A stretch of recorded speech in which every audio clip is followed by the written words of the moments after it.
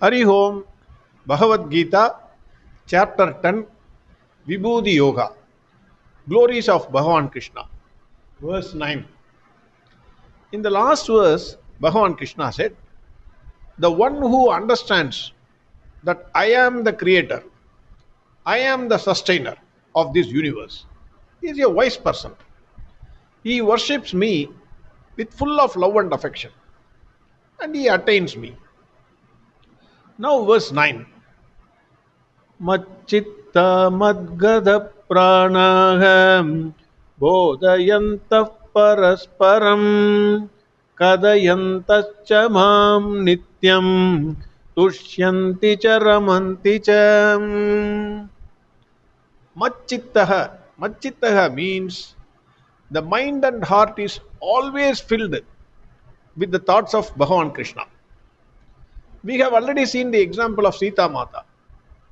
Even though she was bodily separated from Bhagwan Rama, her mind and heart was filled with Rama and nothing else. For the wise person who understands Bhagwan Krishna, he is a creator, sustainer, one who knows its glories. This is not very difficult. It comes automatically without any effort on his part. His thoughts will be filled with Bhagwan Krishna only. Sometimes this happens to us. When a great tragedy or a worry or a loss of job strikes us, we cannot think of anything else other than that tragedy only or that worry. Our mind will be fully occupied with that thought. Whatever we do, it will refuse to go away. It will come again and again and again and again, like a whirlpool. It will wholly occupy the mind. That is why some people commit suicide instantly, because the thought continuously coming on their mind and asking them to do all nonsenses. Instead of worrying about that incident or that tragedy, if one can turn the mind towards Bhagwan Krishna, which is extremely difficult thing. It is easy to say. Turning the mind towards Bhagwan Krishna, at that time, it is not an easy thing, extremely difficult thing. Suppose if somebody is able to turn that, the difficulty will vanish like the dew when the sun comes out. Of course, Bhagwan Krishna, just because you are calling him Hare Krishna, you save me, immediately he comes with the Sangha Chakra and says, okay, don't worry, I will solve your problem. No. He will test your patience completely. Take the example of Prahlada. Every time his father was attempting to kill him, he did not come on the first time or the second time. 100 times he would have tried. But he did not appear. Finally only he came out. So, Bhagwan Krishna is not going to come immediately. The moment you say, Hare Krishna, you please come. Next minute with Changu Chakra Gada Phani, he will come and say, don't worry, I will solve your problems. Nothing doing. Even though Lakshmi Mata recommends, she recommends daily, Hare, your Bhakta is suffering and you are sleeping. Get up. Bhagwan Krishna smiles. I know. So, for people like me, whenever he conducts a test, it will be like my maths marks. I need not have to elaborate on that. Then, Madgada Pranaha.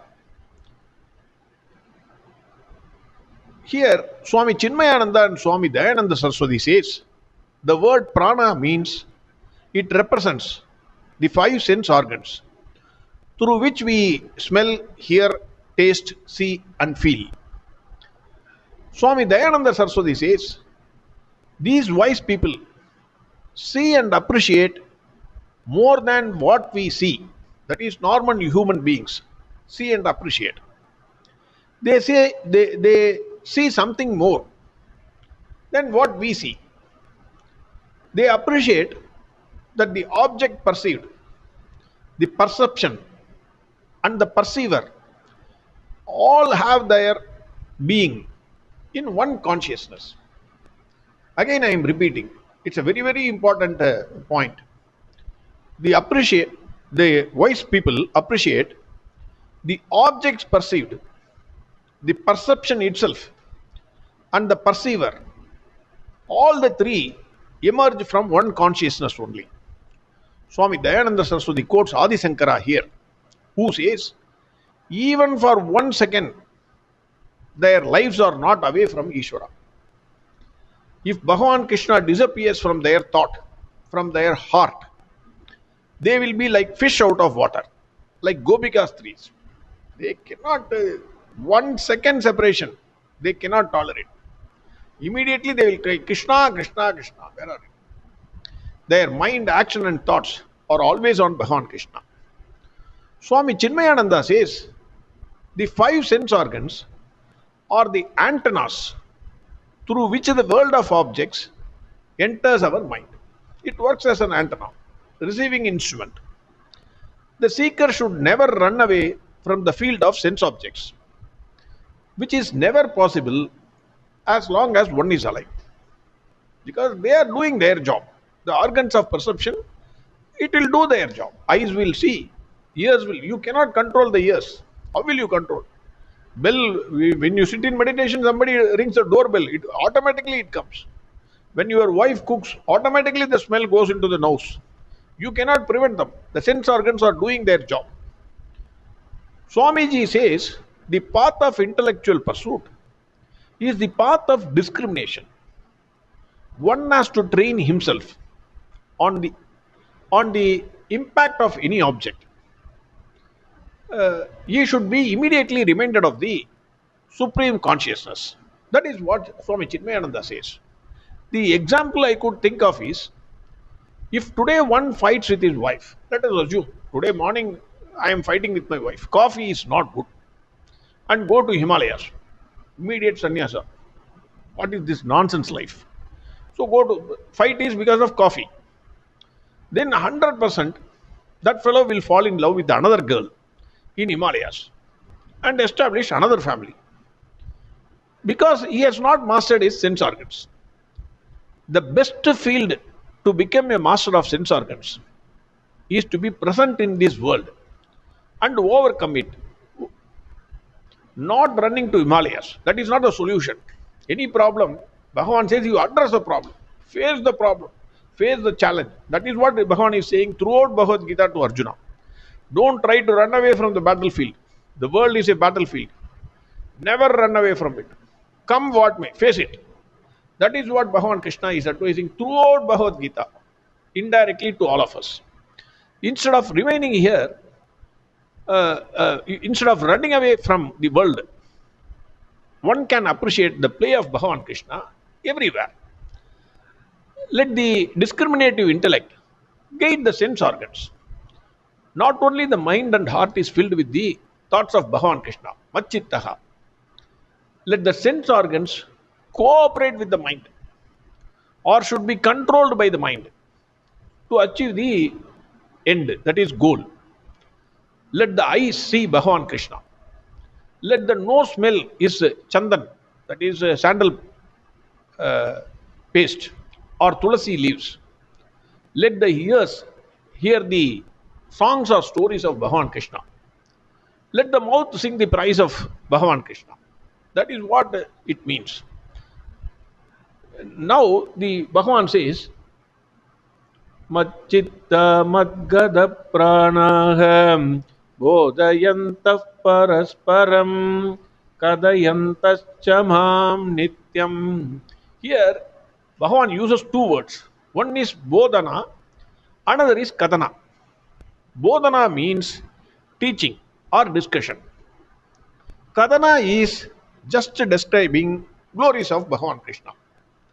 If two people who are extremely interested on the same subject, if they meet, they will discuss the subject without any limitation of time or worrying about the presence of others, simply because the subject overwhelms them. They enjoy that. I have seen people talking on politics continuously. Whenever I go for walking, sometimes some people, they go on talking politics, nothing else, no subject, or cricket, hours together. So they get deeply involved. They enjoy. I am not criticizing. Their interest is that. They share whatever they know. Bhagavan says, Bodhayanta Parasparam. That is, they discuss on the glories of Bhagavan Krishna. Here on the Bhagavad Gita or Bhagavan Krishna, they hear the stories of Bhagavan Krishna. All of us will know that the stories are not new. The very same story. But the more you hear the stories of Bhagavan Krishna, the more you get interested in hearing them again. That is the beauty. Millions of years these stories are being told. It is not, if I have to say about calling a Nardana, it is not nothing new. Everyone knows it. But still he wants to hear it. That is the beauty of it. Same story, not changed even a little bit. Still it is very interesting. As I already said, in childhood, the stories are fascinating. Bhagavan Krishna dancing on Kalinga, the snake. Every child will get so much interested. The same story, if you go and tell a matured person, then he will understand the intellect is the poisonous one. Venomous one. All our intellects are venomous. It flares up our ego. Once your ego gets flared up, everybody will run away from you. That is what Kalinga entered the pond. Nobody entered the pond. Everybody started running away from that pond. So, your area, near you, nobody will come because your ego is so much. That ego, how can it be destroyed? By surrendering to Bhagavan Krishna. When Bhagavan Krishna dances on your head, on your mind and heart, naturally your ego gets destroyed. Same story, two meanings. One for the child, fascinating story. Another for the matured person. We understand this. Sita Mata and Hanumanji, I need not have to repeat again and again. They were discussing on Bhagavan Rama. They went on discussing about Bhagavan Rama, his glories, his appearance, everything. In Sundarakandam, that is Sundarakandam. The more you discuss, the more knowledge you share, the more enlightened one becomes. Mostly this is I think it will purify your heart, Antakarana Suddhi, which is important for reaching Bhagavan Krishna. Every now and then, I am going to say a small thing about me, not boasting about myself, because this has to be said here. Every now and then, this thought comes to me, props in me. Sometimes 1 or 2 days together. Am I fit to share my thoughts on Bhagavad Gita? Bhagavad Gita is Brahma Vidya, Yoga Shastra. So, am I fit to talk on Bhagavad Gita? Many acharyas, saints, gurus have given lectures.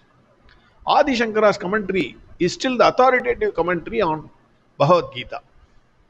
Many scholars who have wonderful knowledge, they don't waste their time. They know everything about Bhagavad Gita, but they will only revel by reading it and enjoying it.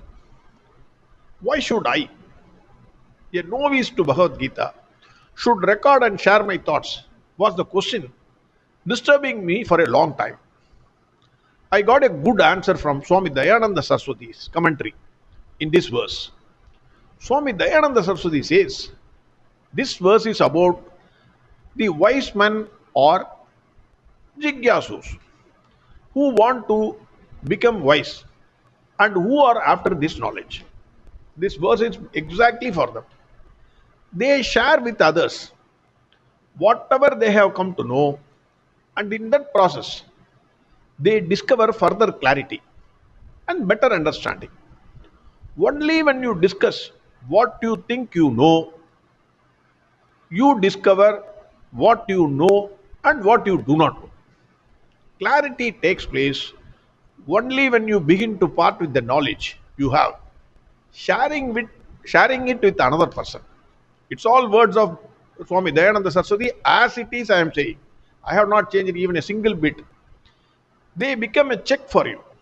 Finally, he says, another few sentences are there, I am omitting. Finally, he says, therefore, listen and reflect on what you have understood by sharing it with others and in discussion among yourselves. I take this as a blessing from Swami Dayananda Saraswati. And now I am little bit clear. I know I am not wise. I am 100%. At least one thing I am clear is I am definitely not a wise. I am not a jigyasu. That is a searching for knowledge, thirst for knowledge. Even though I am a kindergarten student in Bhagavad Gita, still I am a student. I have entered the school. As far as whether you are doing 12th or whether you are in college or whether you are in kindergarten, you are a student. What I am sharing is what I read in the Acharya's books. I add some stories. Otherwise, I am very sorry to say, at my level, Bhagavad Gita looks very dry for me. I try to get the essence of the stories and include them wherever possible for easy understanding of myself, for the to appreciate the verse. Since I rely on Acharya's books, there is very little scope for committing mistake. I don't think I will be committing a mistake. There could be because in my understand because I read, understand, and then I put it in words. So there, if at all there is a mistake, it may be a mistake in my giving it in the by words, because I am not exactly giving what the acharyas have said. I understand that, and I am putting it in my own words. Only difference in acharyas and myself is they always talk about Brahman, self, Atma, which word for my present level is carry. Hence, I replaced those words with Bhagwan Krishna, who is simple and fascinating for me. But the word Bhagwan Krishna, the Bhagavad Gita is fully about Bhagwan Krishna only. Vaishnava Acharyas have given a consent to this. For an ignorant fellow like me, all are my gurus. I don't mind whether he is a Vaishnava Acharya or whether he is a Advaiti or whether he is a Dvaiti. I am not worried about those things. For my level, every Acharya is a guru. Whoever gives a wonderful lecture, whoever cooks well, I eat that dish and then I appreciate that dish. I don't have any, because I am an ignorant fellow. So there is absolutely no difference for me. Another interesting aspect is there is only one unfortunate fellow who hears my lectures in the mornings patiently till I finish. So you would have already guessed who it is. It is myself only. At least I cannot refuse to hear my lecture and walk away. That is not possible. I am talking to myself and recording it. So a little bit of this thing is necessary because my thought was, why should I do this? Why should I discuss? Why should I say about Bhagavad Gita? I am not a scholar, I am not a acharya, I am not a guru. But for my understanding, for my clarity, I am expressing myself. Then finally Bhagavan says, Tushyanti cha ramanti cha. That is, Swami Dayananda Saraswati says, the word Tushyanti means external world. Ramanti is with reference to oneself. The wise people find satisfaction and happiness in the above by discussing about the glories of Bhagwan Krishna, by teaching about the glories of Bhagwan Krishna. They will not go after the things of this world to be happy. Going after the world of objects and trying to discover happiness in those objects, it will not be always working out. 99% you will get disappointment only. Only 1%, maybe for a few 5%, happiness will be there. Swami Dayananda Saraswati quotes Adi Shankara here, who says, suppose a person is with someone very beloved to him, what would be the joy he discovers in conversing with, in being in company with his beloved? Suppose you love somebody, actual love, and talking with her hours together, sitting and chatting hours together, whatever you want to be with her always. Similarly, the same joy or even more, the one who appreciates Bhagwan Krishna revels in sharing his understanding of Bhagwan Krishna. That is what Swami Dayananda Saraswati says. Again, verse 9. Macchitta madgada pranaha bodhayantah parasparam kadayantascha mam nityam tushyanti cha ramanti cha. Next verse we will see tomorrow. Harihom Sarvam Krishnarpanamastu. Narayana Narayana Narayana Narayana Narayana Narayana Narayana Narayana Narayana Narayana Narayana Narayana Narayana Narayana Narayana Narayana Narayana Narayana